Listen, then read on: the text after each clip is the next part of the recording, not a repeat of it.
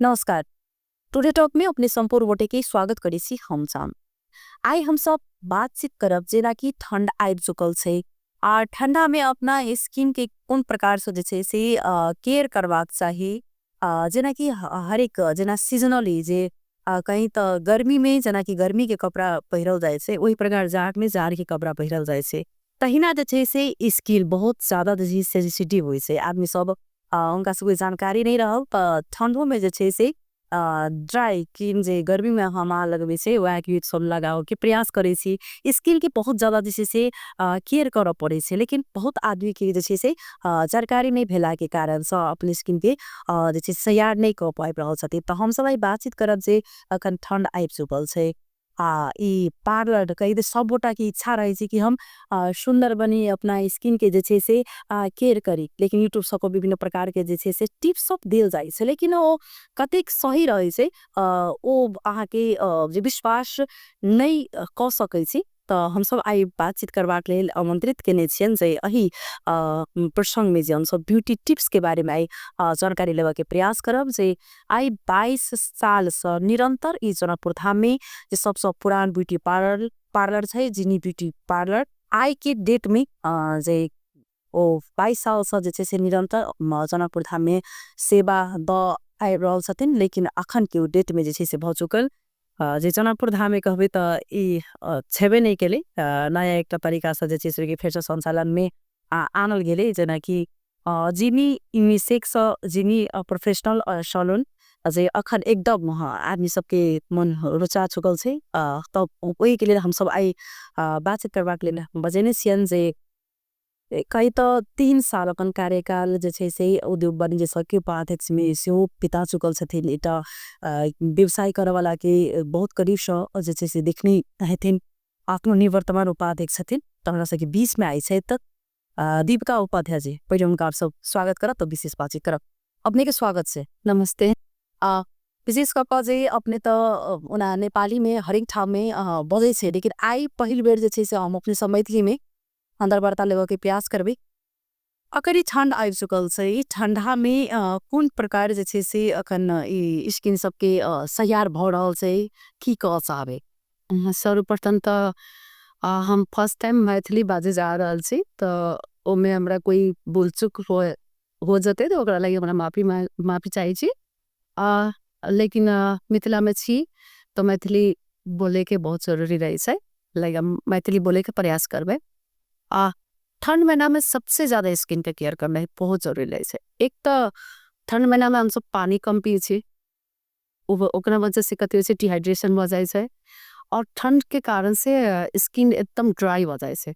तो अहाँ के केयर करना है, हेयर और स्किन के केयर करना बहुत जरूरी है। एकटा जे 22 साल से जे निरंतर जी एटा पार्लर संचालन कनाई बहुत पुराना पार्लर छे।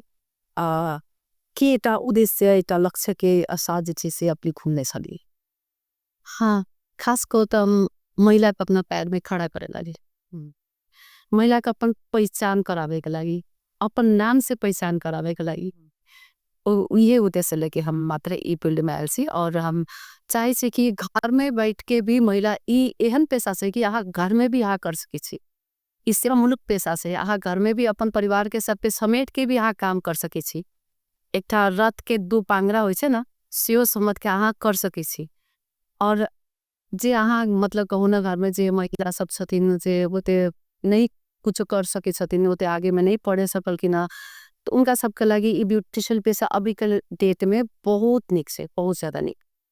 अखन के देखल जाए 22 साल के तुलना में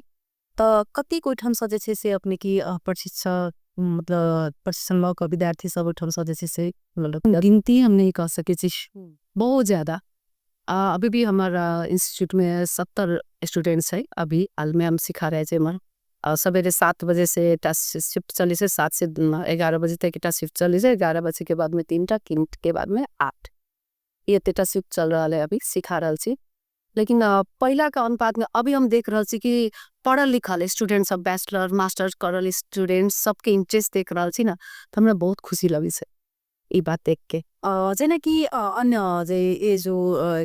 केसन लेबो पड़े छै जेना पढ़ पड़े छै जेना पार्लर सिपाक ले जे छै से ओकरो पढ़ाई होइ छै। जी एजुकेशन बहुत जरूरी है। अहाँ एजुकेशन नहीं लेबे तो अहाँ प्रोडक्ट के बारे में अहाँ के नॉलेज नहीं होते, स्किन के बारे में अहाँ के नॉलेज नहीं होता है, हेयर के बारे में नॉलेज नहीं होते। अहाँ काम करी छी स्किन में और हेयर में, लेकिन अहाँ स्किन कथी अहाँ नहीं जानी छी, हेयर कथी है अहाँ नहीं जानी छी, तो अहाँ में काम के ना करब। ओकरा लागि तो स्टडी बहुत जरूरी है, पढ़नाई बहुत जरूरी है, ज्ञान होनाई बहुत जरूरी है। अहाँ के खाली देख के मात्रे अच्छा हम देख लेली हमरा भे गेलै, ई सब चीज से ई सब नहीं होए वाला है। केहन में मतलब अपनी पढ़ाई मतलब क्लास केहन जेना कि अभी हम अपन सैलून में हम एडमिशनो ले छी तो एटलीस्ट हमरा इंटर पास 11-12 क्लास मास्टरी चाहिए, क्या कि हम ओकरा पढ़ा सकी स्टूडेंट के, तो स्टूडेंट स्किन के बारे में बुझ सके, हेयर के कथी होइ से सारा चीज बुझ सके। और आके कहू ना हेयर के एकटा हेयर में एकटा हेयर के लेयर कथी से बनी से, कोटेक्स से बनी से, मेडुला से बनी से,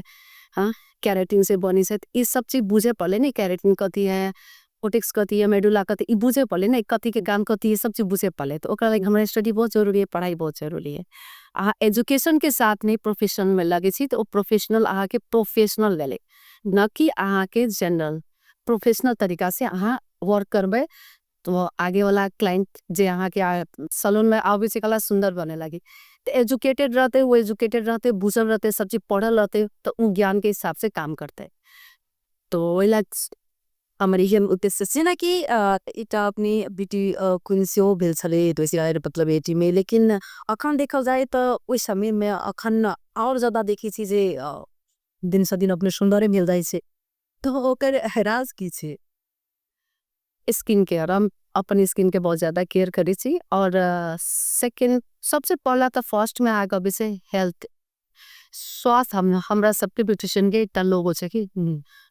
स्वास्थ्य को लागी सौंदर्य नहीं, हेल्दी छी तो सुंदर छी, हेल्दी ना छी तो कोई भी आके कुछ प्रोडक्ट लगाओ वहाँ अंदर से हेल्दी नहीं छी तो बाहर से ग्लो करते ना। तो फर्स्ट आके हेल्दी रहना ही बहुत जरूरी है, टेंशन फ्री होना ही बहुत जरूरी है, देन आके स्किन केयर करना ही बहुत जरूरी है। जरा केयर का कहा जाए छे जे पछा भेला के बाद जे महिला सबके शरीर भी गिर जाए छे जी, लेकिन अखनो आके देखते लोग तो आदमी ई विश्वास नहीं करते जे मतलब कि बच्चा के जन्म दिला के बावजूद भी एतेक मतलब अखनो एतेक मेंटेनेंस करनाए, एतेक सुंदर दिखनाए। तो ई वास्तव में यथार्थ ई चीज कि मतलब कि जे पार्लर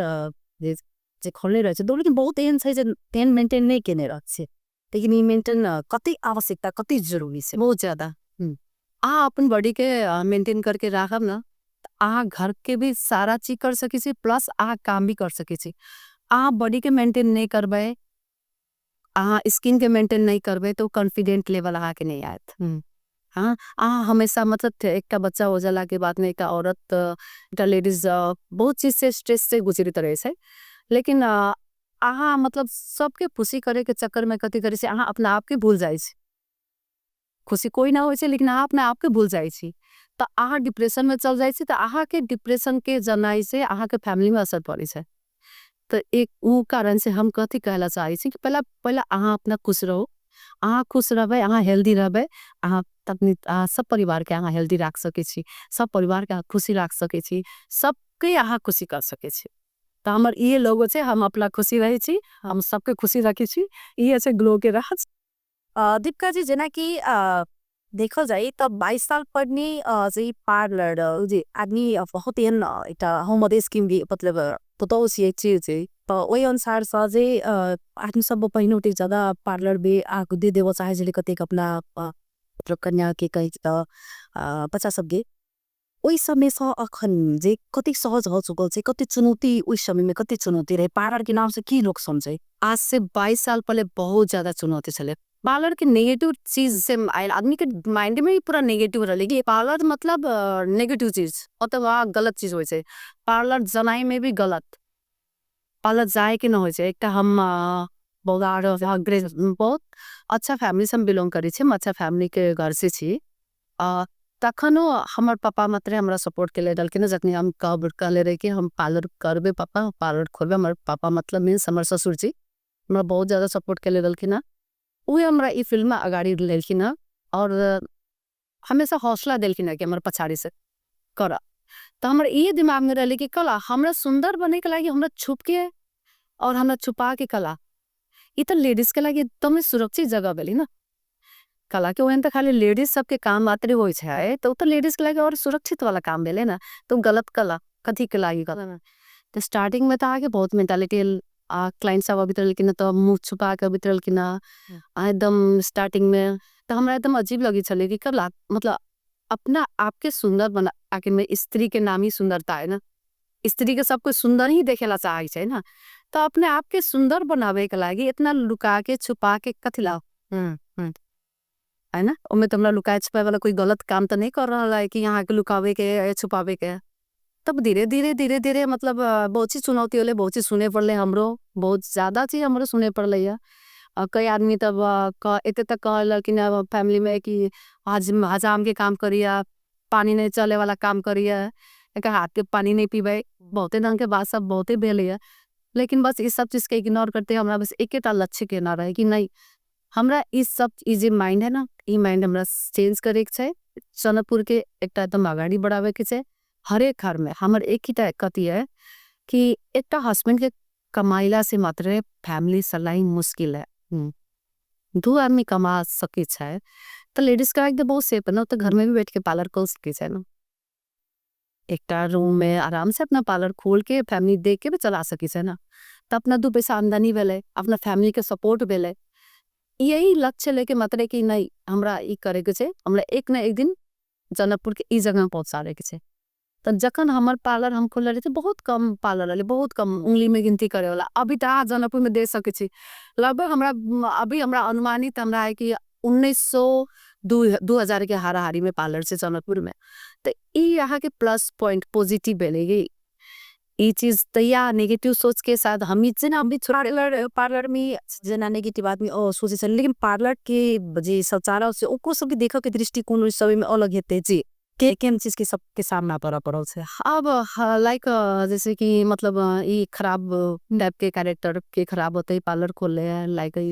नहीं ठीक होते, ठीक महिला ना होते जे पार्लर खोले से ढंग के महिला नहीं हुई से, ढंग के फैमिली के ना हुई से, लाइक ये सब माइंड में रही है। लेकिन अभी के दिन में देखो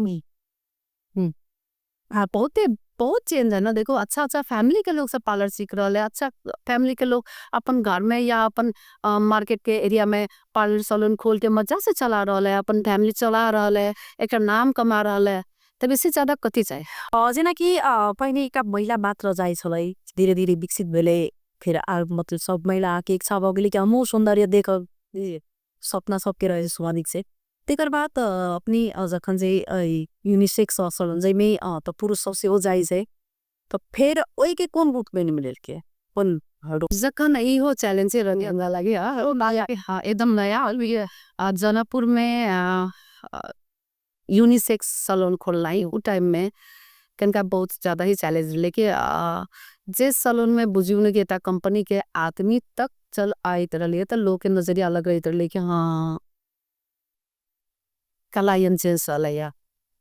अब उ टाइम में उ जगह में अहाँ के यूनिसेक्स खोले के छै तो अहाँ के लाइक एकदम चैलेंजिंग बात होता है। लेकिन हमरा का नाम ये है कि जना लेडीज के स्किन केयर जरूरी है तेना तो जेंट्स के भी स्किन केयर के जरूरी है ना, बच्चों के स्किन केयर के जरूरी है ना। तो हमरा आगे से क्लाइंट के ही ऑफर रही है कि मैम हमरा लागी छै तो हमरो हस्बैंड के हमर बच्चा के लागी भी देखती है ना, तो उनको सबके लागी स्किन के एना बहुत जेती तो नीक रहती है, हम दोनों के एना मिला के क्लाइंट के हिसाब से हम कहली ना एक आहा कोई भी नया काम करे जाबे तो पहला कदम अही के बढ़ावे पड़त। आहा आगे कदम बढ़ाए तो अहाँ के पीछे सारा कोई सपोर्ट करे ला चला है। लेकिन आहा सोचो कि वो बढ़ाए तब हम बढ़ाए, वो बढ़ाए तो हम बढ़ाए। कला एता के जेंट्स सब नहीं जाए छथिन से काठमांडू में सैलून में फेशियल नहीं करबी छथिन, मैनिक्योर पेडिक्योर नहीं करबी छथिन, हेयर स्टाइल नहीं दे छथिन। जब वो चीज आहा के अपन जनकपुर में भेटी छै तो कला ना करते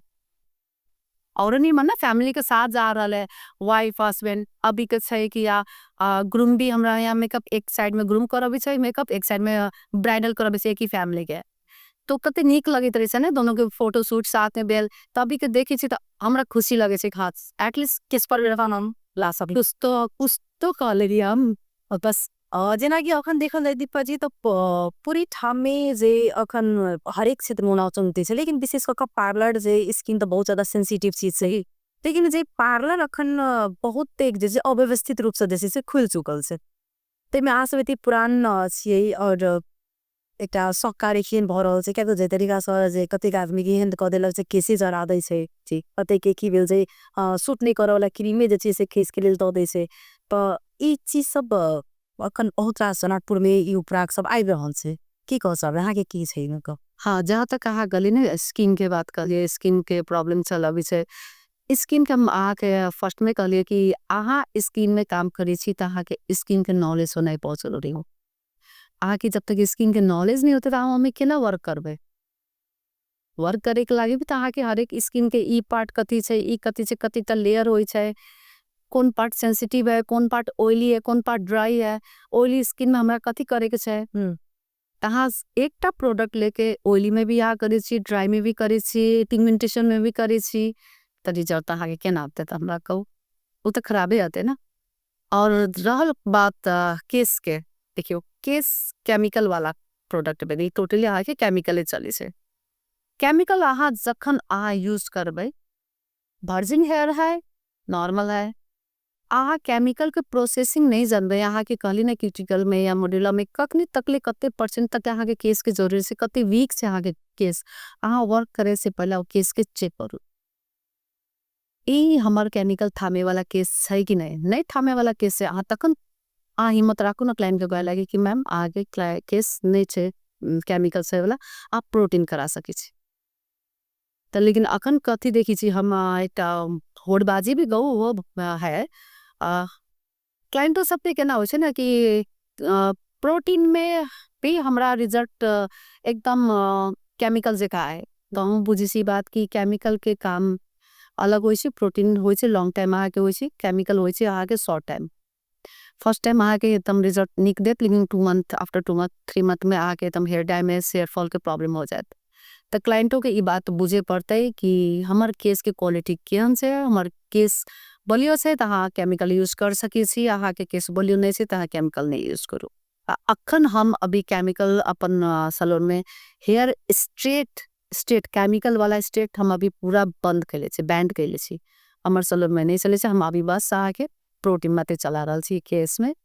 केस बसनाई जरूरी है, केसे नहीं बसे तो अहाँ कथी सैलून में काम करब, केस कटबे या कथी बाल के कुछ हुई का कलर या कुछ भी अहाँ करबे, ओकरा लगी तो फर्स्ट अहाँ के बचावे जरूरी है, तभी हमरा बचाओ अभियान छी। जेना कि दीपिका जी कहै से एखन विभिन्न ठाम से उपराग अखनो सुनैत हेबे क्या त जे ई जे पार्लर के कारण से विशेष महिला सब नहीं बुझै छै, और जखन दोसर के देखलक ओहि अनुसार से देखा सी कि सब चल जाय छथिन, और विशेष बदल के पार्लर में जाकर पैसा खर्च करनाई एहन एहन बात सब अबै छै, एक अहाँ कोन रूप में ले छियै? देखो अहाँ के स्किन में पैसा खर्च करना, अहाँ सुंदर करना ई बहुत एकदम फर्स्ट एकदम जरूरी है कि अहाँ बुझी छिए कि अहाँ के स्किन अच्छा छै, अहाँ एकदम ठीक से perfect body by your skin, अहाँ के कॉन्फिडेंट लेवल कुछ आयत आगे ने, अहाँ में नहीं छे तो अहाँ के कॉन्फिडेंट लेवल अहाँ के डाउन भ जात। स्किन करना उतबे जरूरी है जते अहाँ के हेल्थ के अहाँ के चेक करना करी छी, या कपड़ा में कम पैसा खर्च करू ना, अहाँ साड़ी में कुछ पैसा कम खर्च करू, स्किन के केयर में कहीं खर्च करू, और ये जानना भी बहुत जरूरी है। जेना कि जे सामान जेना भी आदमी सब महिला सब जेना कि बात अबित रहे छै कि जे पार्लर में वो चीज बहुत ज्यादा से महग कोनो चीज मतलब दै छै, वह चीज दोसर ठाम दे दे अपने कोई स्लोप छै कि की छै नहीं प्रोडक्ट के बात कही थी ना, तो प्रोफेशनल जब भी अहाँ के प्रोफेशनल आगे तो वेन प्रोफेशनल ही रेंज चले पड़ले। अब एकेटा सामान के कैटा डुप्लीकेट से आदमी के तो 7 डुप्लीकेट रहे से, तो सामान के डुप्लीकेट से डुप्लीकेट के हिसाब से वो हिसाब से उनका अपना सबके रहे से प्रोडक्ट के। अब प्रोडक्ट के बात कही सी तब कोई ओरिजिनल प्रोडक्ट रख ले, तब ऑब्वियसली है कि ओरिजिनल प्रोडक्ट के तो दाम मांग पड़ते। अब वही चीज अहाँ कहू ना 100 रुपया में बेटी से, तो वो क्वालिटी में डिफरेंट है ना, वो बुझे पड़ले, वो जनता के बुझे पड़ले, क्लाइंट के बुझे पड़ले कि के चीज हमरा कथी चीज हमरा लागी ठीक छै, कथी हमरा लागी अच्छा छै, उनका बुझे पड़ले। उनका चाहिँ ई बात का भने सोचना बहुत जरूरी छ। जेना अखन ई ठंडा छै, ठंडा में सबोटा के स्किन जे छै से ड्राई भ जाय छै, जेकर ओइलियो रहे छै ओ आदमी सबके भ जाय छै। त अखन विशेष क क की नुक्सा मतलब कि जे अपने एकटा होइ छै ने जे अपने के तरफ से की देबे चाहबे जे स्किन पर के अखन स्किन के कोन प्रकार से केयर किया जा की लगेला से मीटर हो सके। अभी तो देखो पहला तो मैं जब मॉइस्चराइजर एकदम मोस्ट इम्पोर्टेंट। और अभी जो लोग कहे ना ठंडा में सनस्क्रीन भी कौन जरूरी, लेकिन ठंडा में और ज्यादा जरूरी हो कि ठंडा लागल लोग रोता में बैठ गए स्किन आगे काला बैठते चल गए। तो वो लगे आहा के सनस्क्रीन मॉइस्चराइजर एकदम जरूरी है। और डेली रूटीन में आहा के CTM क्लींजिंग टोनर मॉइस्चराइजर ये एकदम करना ही बहुत जरूरी है। और घर के बाद कहा हनी लगे हाँ फेस पैक बना के हनी से कर सके। हनी भी आके ड्राई स्किन के लगी बहुत बेस्ट है। या हाँ रात में सूती कुना में विटामिन ई के कैप्सूल में हल्का मॉइस्चराइजर मिक्स करके भी हाँ फेस में लगा के सो सके। सेंसिटिव स्किन है तो एलोवेरा नहीं लगे थी, सेंसिटिव स्किन से करने से वो एलोवेरा लगा सके। और सबसे परफेक्ट तो हाँ के ड्राई स्किन के लगे हाथ पैर या बाल के कहू सबसे बेस्ट तो हम तो वर्जिन कोकोनट ऑयल जो रहे से हम सबसे बेस्ट मोस्ट ओकरा हम माने छी वो यूज कर सके छे। लगा सी नहीं छे कि आके हमेशा हर एक चीज में आगे कॉस्मेटिक में ही दौड़े पड़ते से नहीं छे। घर में हानिक सामान छे, किचन में आके निक सामान छे, आहू में से यूज कर सके छी। और जेना कि अखन ई ठंडा में विशेष क क जे टेस्ट में डैंड्रफ होनाई रोसी जकरा कहे छी अपना आगे भाषा में ओ विशेष क क भ जानाई ओ मात्र महिला के नहीं पुरुषों सब के जे से एक ही कारण से भ जाय छै। केना हो छै कि हमरा सब पे स्काल्प छै ने केना ऑयल प्रोड्यूस होय छै ना उ डैंड्रफ भी अहाँ के एकटा ड्राई होय छै एकटा ऑयली में होय छै कि तो उ अहाँ के स्काल्प जब ड्राई होय छै ना तो उ अहाँ के पैचेस अहाँ के शुरू हो जाय छै। तो उ अहाँ के केना बगल से डैंड्रफ के रूप में आज जब बिना रब करबे ना तो रूसी जेका उड़ल उड़ल जेका अहाँ के लात उ वजह से आगे कथि कहै छै ना कहाँ के जे स्काल्प जहाँ के जड़ कहै छै वो अहाँ के डैमेज करे लगे छे। इस कारण से आगे केना हो हेयर फॉल के प्रॉब्लम शुरू हो जाए। जब ये चक्कन आके डैंड्रफ होए आके हेयर फॉल बहुत ज्यादा होता और इचिंग के प्रॉब्लम बहुत ज्यादा होए। तो हाँ ओकरा लगी यहाँ लेमन भी ला सकी छी घर में, लेमन से भी कर सकी छी। और अभी तो मेडिकेटेड में आके एंटी डैंड्रफ शैम्पू बहुत नींद से मेडिकेटेड लाइन में हम कहे कॉस्मेटिक लाइन में नहीं कहे मेडिकेटेड लाइन में आहा एंटी डैंड्रफ शैम्पू भी यूज कर सके छी। वीक में 2 टाइम्स या 3 टाइम्स यूज कर सके छी। घर में करेला चाहब तो लेमन से हाँ स्काल्प में कर सकी छी। बट लेमन से कथी कहे कि हेयर आके ड्राई कर तो उ हिसाब से अहाँ के हेयर के केयरो करे पड़त, ऑयलिंग सब आगे करे पड़त। जेना अखन विशेष क क जे महिला सबके जे कम एज के रहे छै युवती सब उनका सबके विशेष फेस में जे पिंपल एकदम भ जानाई ओ की कारण सब हो जाय छै। देखो फर्स्ट पिंपल्स तो एक तो आगे बहुत कारण से पिंपल्स के एक तो हार्मोनल इम्बैलेंस से भी हो जाए। जेना अब छोट छोट बच्चा सबके देखो एज के ठीक 14-15 एज से शुरू भेले तो उनका सबके हार्मोनल चेंजिंग के टाइम रहे से तो वो कारण से भी हो जाए से उनका सब में सीबम के जे ग्लैंड सीबम ग्लैंड में जे ऑयल प्रोड्यूस होए से सेकंड का मात्रा ज्यादा हो गए और हार्मोनल इनबैलेंस की वजह से उनका सबके ज्यादा निकले से। और महिला के जब हार्मोनल कখন निकले से जब 25 से 35 के 20 के जे रहे से उस टाइम में हार्मोनल चेंज भेल तो अहाँ के ई एरिया से इनका बेसी फोकस केला। तो ओकरा यहाँ के खानाई पिनाई में बहुत ज्यादा ध्यान दे पड़ा, स्किन के सर सफाई में डीप क्लीन करे पड़ता अहाँ के कला के ऑयली स्किन से यहाँ बाहर चलो इतने डस्ट सब बॉडी से अहाँ के स्किन में जाके चिपक जाए से ना तो कथी कहे छै ना अहाँ के इन्फेक्शन करे से एकटा पिंपल्स भेल ओकरा से अहाँ के दोसर से तेसर अहाँ के बढ़ते एगो सर हाँ हाँ तो अहाँ के स्किन के पास्ट एकदम क्लीन एकदम अहाँ के स्किन के केयर पर करे पड़े स्किन लाइक के टी मेंटेनेंस करके रखे पड़ते। प्लस अहाँ के खानाई में एकदम कंट्रोल करे पड़ते जना ऑयली नहीं खाओ, फ्राई फूड सब नहीं खाओ, जंक फूड सब नहीं खाओ, ये सब अहाँ के अवॉइड करे पड़ते जे जिनकर ऑयली खेस जे जे जिनका ले जे जेना कि छाया पोतो जकरा कहै छी जे एकदम ई स्किन अखन नया इटा चलल छै बहुत विगत के वर्ष में देखल जाए तो बहुतेक महिला इतनी सुंदर रही छथिन लेकिन वो बाद में उनकर जे छाया के कारण सब फेस पर बाज जाए छै। छाया तो देखो ये तो अभी खास अभी के जे टाइम में जे इतने जे चल रहा है ना ये सब अहाँ के तथा अभावी प्रोडक्ट यूज करना ही सके। अभी जे अहाँ के एकदम एक हफ्ता में आके रंग गोरा कर देबे हम आके पूरा उज्जर बना देबे इन कहियो ना वैसे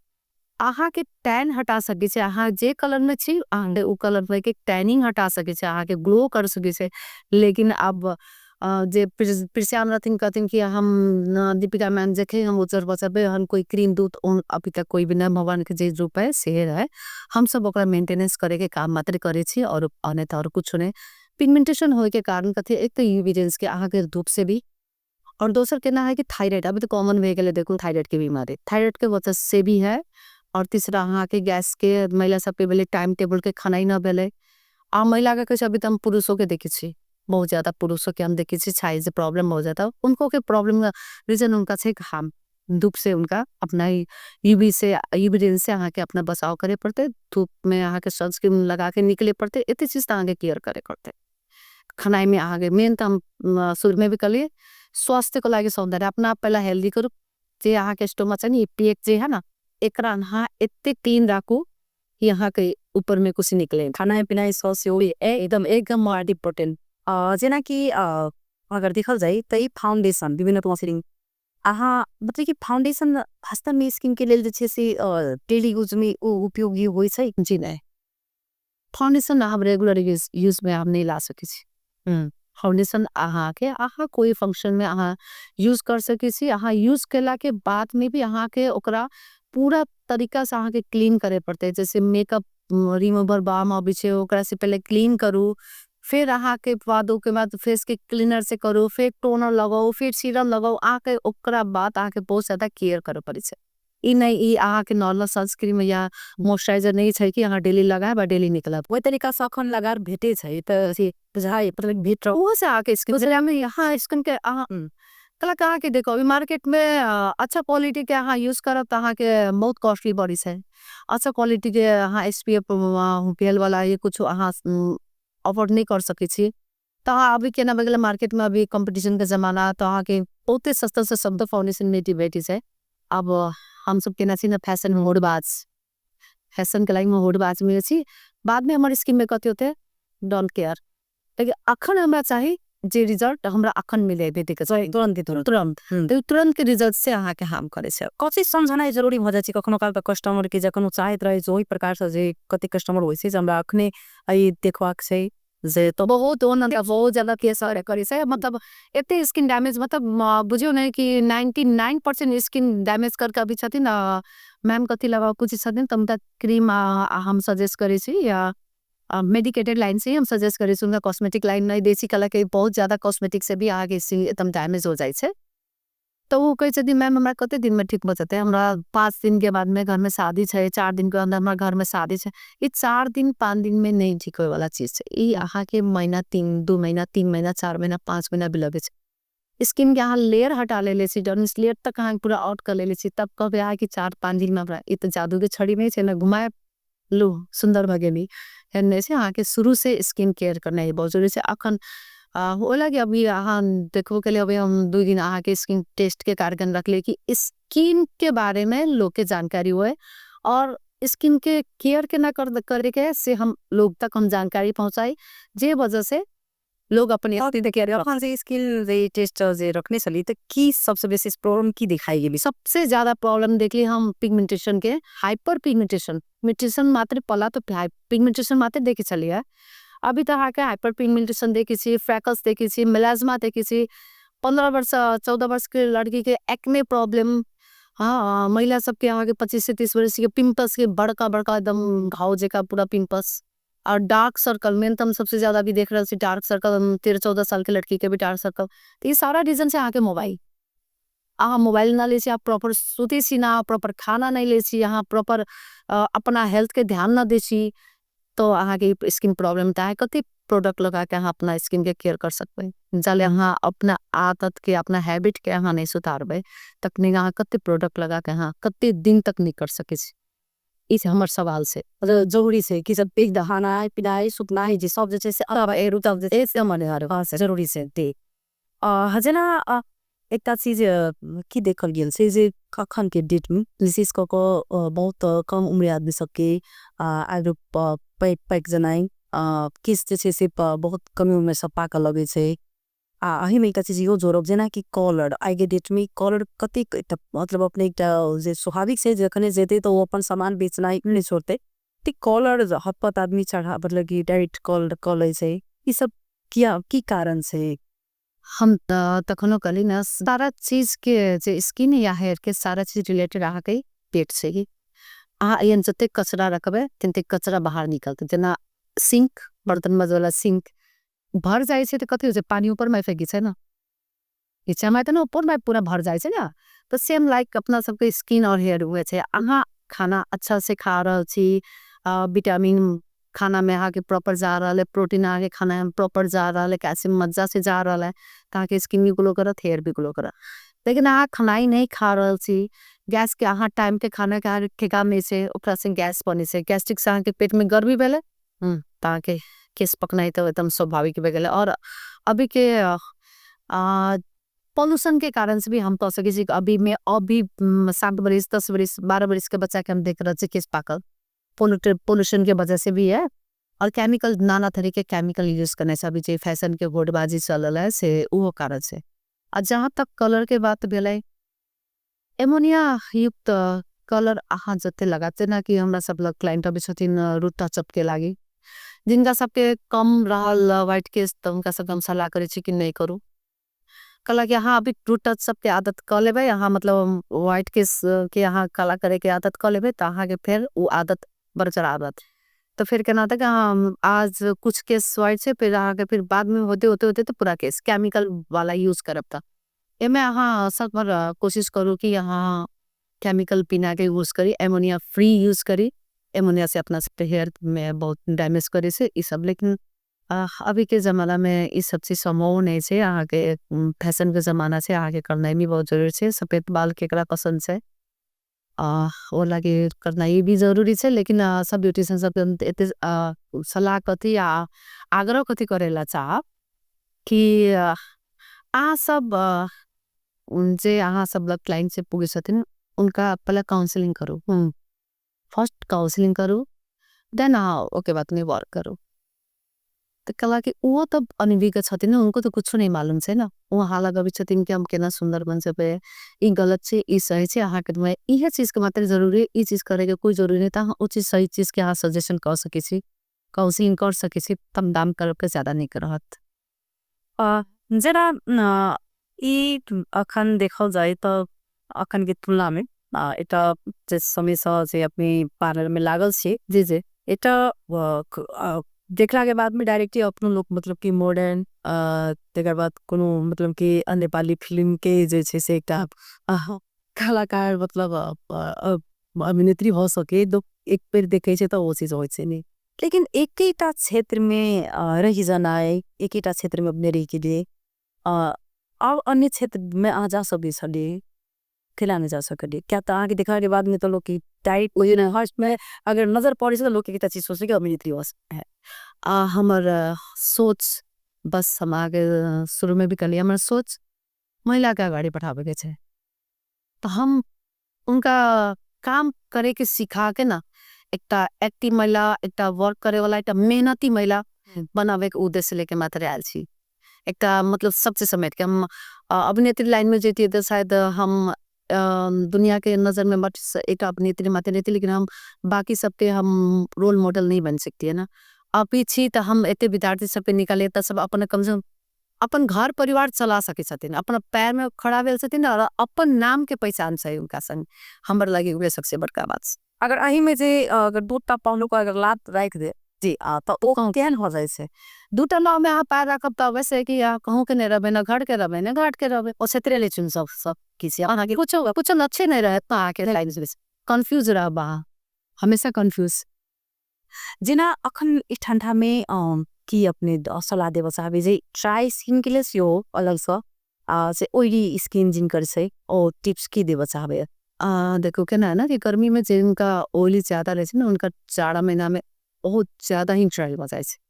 बहुत ज्यादा ही उनको मॉइस्चराइजर स्किन के अच्छा से क्लीन करो और मॉइस्चराइजर एकदम अप्लाई करो कब है अब पानी एकदम पर्याप्त मात्रा में को हम सब महिला सबको बहुत कम पानी की पहले ही काम कर ले तब पानी की ले ना क्योंकि हम सब पहला काम में फोकस कैली, अपना हेल्थ में फोकस कम कैली, तब पहला सबसे पहला कहला चाहब कि पानी में ज़्यादा फोकस करू और जत्ते लिपिड ल सकेसी, जत्ते लिपिड चीज अहाँ ल सकेसी लू और मॉइस्चराइजर जत्ते सकबे अहाँ मॉइस्चराइजर कवर करू, ड्राइनेस से बचू, अपन स्किन के कवर करके राखू। अभी ठंडा महीना में हेल्थो के लागि निक रह, स्किनो के लागि निक रह। जेना कि एकटा एतेक साल से जे अहाँ यूट्यूब अपन एकटा नै बनेने छै, ओइ तरीका से एकटा ब्लॉग जे होइ छै अभी नै बनेने छी अहाँ कोनो तक जे छै से अपन जे काज छै अहाँके लक्ष्य अपन लग चलै छै। जेना अखन यूट्यूब सब विभिन्न प्रकार के घरेलू नुस्खा सब देखबैत रहै छै नी छै, ओ कते उ स्किन के लेल बेटर भए छै। ई कथी छै ना कि यूट्यूब से अपना जे छथिन सब अपना सपना सबके अपना बनाल के लागि आगे बढ़े के लागि उनका सबके एकटा ये फील्ड चुनले छथिन आ उ बढ़ाबी छथिन आ बनाबी छथिन, वीडियो बहुत नीक छै उ बनाबी छथिन, लेकिन पास्ता उंगली बराबर नहीं होइ छै। अब यूट्यूब के वीडियो देखे अहाँ के स्किन ऑयली स्किन भी ट्राई करत, सेंसिटिव स्किन भी ट्राई करत, ड्राई स्किन भी ट्राई करत, ऑयली स्किन भी ट्राई करत, कॉम्बिनेशन स्किन भी ट्राई करत, तो रिजल्ट केकरा भेटते हमरा सिखो। ओकरा लागी वीडियो है, ठीक है, नीक है, उसे हाँ कुछ चीज सीख सकेसी, टिप्स ला सकेसी, लेकिन अहाँ अपन स्किन टाइप चीन के मात्रे अहाँ वो चीज अप्लाई कर सकेसी, नहीं तो घातक हो सकता। जी हमरा कहना तो ये है कि अहाँ अब हमरा जहाँ तक कले कि यूट्यूब में ना हमरा ते टाइम ही नहीं है, हमरा अपना काम से मात्र मतलब है। एक टिकटॉक है तो वो वीडियो का दिन से रही से ब्राइडल सब एकदम पोस्ट नहीं करे पवी छी, हमारा बोल के नहीं अभी काम आ रहा है, अब दाते के सिखावे के से, अभी हमरा सिखावे के से, रात में जाके हम फिर ऑनलाइन क्लास करी छी, तो फिर हमरा संग टाइम नहीं रहे छी सब चीज में। हमरा अपन काम के लक्ष्य है, हमरा ये लक्ष्य में हमरा आगे जाएगे, बस ये चीज कर के कह चाहबे के उद्देश्य देबो चाहबे एकटा महिला शक्ति छी अपने एकटा महिला के उद्देश्य छोड़ चाहबे तारिक अंदर महिला के लागि कहला चाहबे कि अपना पैर में खड़ा रहो, अपन पहचान बनाओ। ई नहीं कि अहाँ अपन पहचान बनावे के लागि अहाँ सबके छोड़ के मात्र आगे जाओ, अहाँ के सबके समेट के, अहाँ अपन परिवार के समेट के, लेकिन अहाँ के पहचान होना बहुत जरूरी है। अहाँ के छी, केकर बेटी छी, केकर पुतो छी, केकर वाइफ छी, केकर माँ छी, नहीं अहाँ के छी, सबसे पहला वो जानना जरूरी है। ओके बाद मात्रे अहाँ के छी, अहाँ के अपन पहचान होने बहुत जरूरी है। तेला अपन पहचान बनाओ, अपन पैर में खड़ा रहो। नारी शक्ति छी, नारी कुछ चीज से कमजोर नहीं हो छे, तो नारी शक्ति के परिचय दियो। गलत सोच में गलत चीज करके गलत तरीका से कहूँ भी कुछ नहीं करूँ, अपन सब समेट के अपना आगाड़ी बढ़ो, बस ये कहला चाह रहल छी। बहुत बहुत धन्यवाद देबो चाहब। ई छले था दीपिका उपाध्याय जे 22 साल से निरंतर जे छे से कई त सौंदर्य क्षेत्र में एकर योगदान छन। जै टाइम में किस आदमी पार्लर मात्र हो जाए, किस किस ठाम मात्र खुलल रहे, अखन विले ठाम में जैसे से पार्लर खुली सुकल से बहुत नीक बात है, लेकिन स्किन सबसे ज्यादा सेंसिटिव चीज हुई है, लेकिन को स्किन के साथ जैसे से खिलवाड़ कनाई गलत बात से केस जे महिला सब केस सबसे कैसे मुंह केनो रहे से केस रहे छै, आहा कति सुंदर केस से, तो उनका केस के देखि कति ठाम रहे जे केमिकल ज्यादा यूज कैल से क्रीम लगेला से उनकर केसे जैसे से जरा देते एने बात सब अब जे समस्या तै दुआरे एहि पर कनी ध्यान देनाइ जरूरी रहे छै। हिनकर जे टिप्स देलखिन अहाँ सब अपना सकै छी, हिनकर बात अपने सब केहन लागत कमेंट के मार्फत अवश्य जे छै प्रतिक्रिया अपने सब अवश्य दे। अखन विदाई, नमस्कार।